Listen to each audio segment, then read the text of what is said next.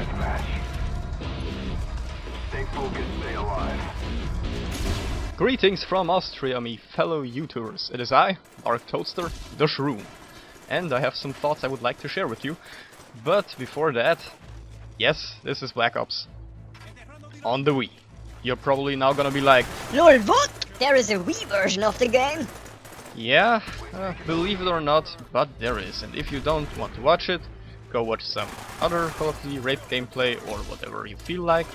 Or one of your favorite websites out there. Ahem, like that. Because you see, the point of this is not what you're watching, but what you're listening to, alright? So I'm gonna start right off the bat. I wanna talk about the success of Call of Duty. Meaning how this whole thing became so incredibly popular and what we can expect in the future. I'm gonna start with the history, and if you're not really interested in that, or you already know that, just jump to this point of the video, alright? Thank you. So, the history. I don't think many of us have played Call of Duty 1, 2 or 3, and it's a fact that COD 4 was a huge success, and it made the franchise practically. This level up system was incredibly motivating. You had loads of unlockable things, you had your custom classes, you had your variety of guns, a fast-paced gameplay that made for great fun. This feeling of satisfaction when you could kill somebody, or like if you planted a bomb or defused a bomb like a real badass. And overall it was just a good game with some minor, or maybe not minor, but with some flaws, obviously. Which were the overpowered explosives and maybe some perk imbalances, like if you stacked Dead Silence with Cold-Blooded. But that's an old problem, we know that already. So based on that success, World at War wasn't so bad either. I don't know, I mean I don't really much know about the flaws in that game because I haven't played it, but I know one big flaw that every commentator is ranting about, and that is called MP40 Juggernaut. Seems to be real bad because it was just so overpowered. And I mean, what were the developers thinking if they put such an overpowered class or such an overpowered gun in the game that could easily outplay other guns? I mean, it's the same in Black Ops 2. Maybe Treyarch isn't so much into weapon balancing at all. Who knows? But never mind, Modern Warfare 2. It was a game that was really hyped, but it didn't live up to the expectations, right? I mean, some people still consider it the best among the Call of Duty games, but I think, in comparison to Modern Warfare, just sucked badly. I'm sorry if you're offended by that. But for example, they didn't make the explosives less annoying, but they made them even worse. I mean, seriously, what the hell was going on in the developers' heads?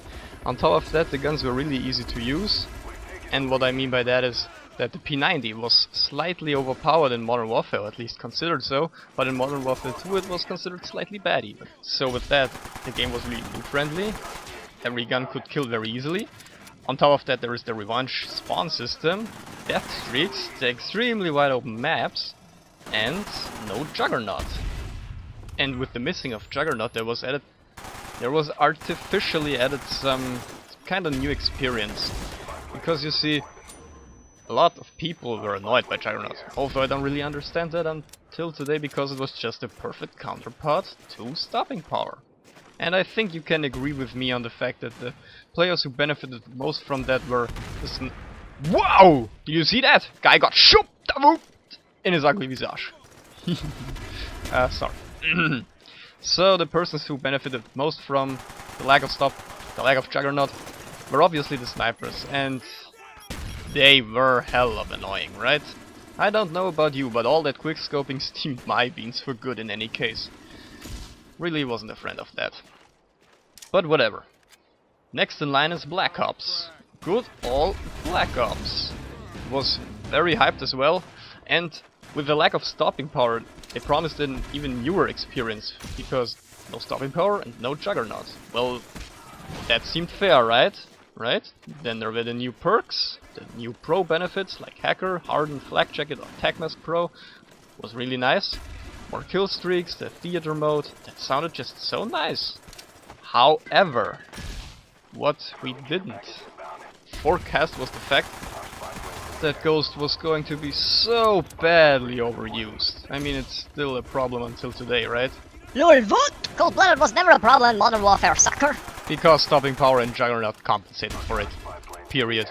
Without being able to live longer or to kill faster, they just decided that they all want to be stealthy as fuck. But aside all the perk problems, there's one giant big problem with the guns. And I'm sure every one of you will have noticed that by now. I'm speaking of the FAMAS, good old FAMAS. Why the hell can that thing shoot so fast and have so little recoil at the same time? It just outclasses every other gun in the game, I mean.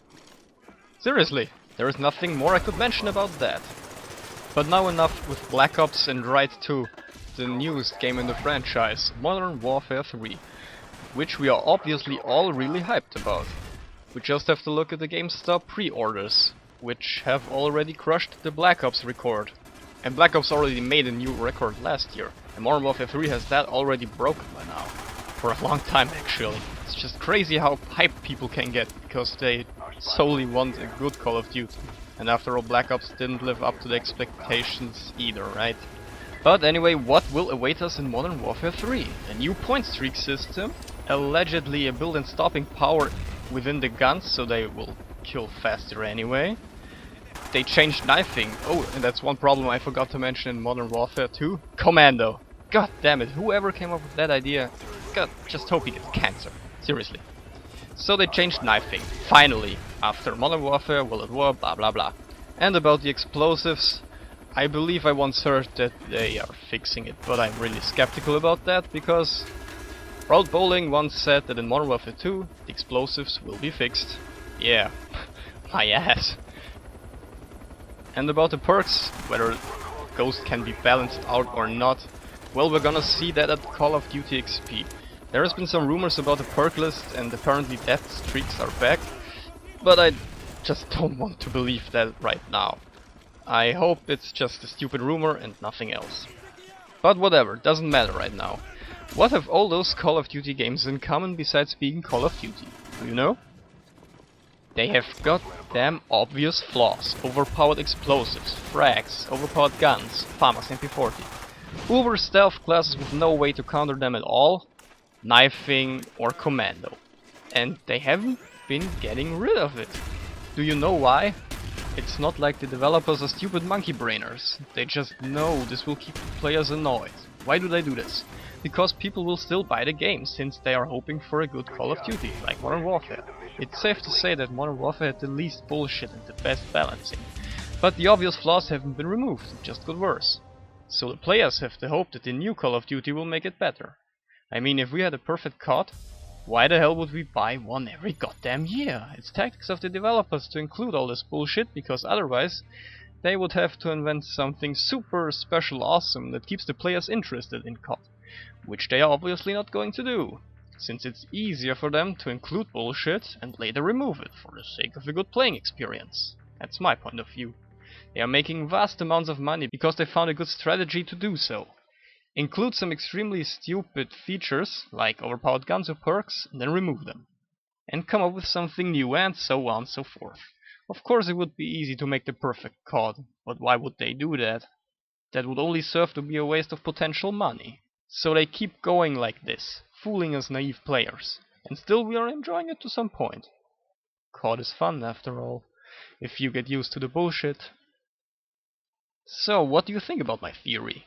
Are they doing that seriously on purpose, or am I just imagining too much, and have I just played too much Assassin's Creed? Tell me, I can't put it in words how interested I am to hear your opinion on this matter. And I'm not saying Call of Duty is bad or anything, I mean we do enjoy it all. Now do we? Question mark.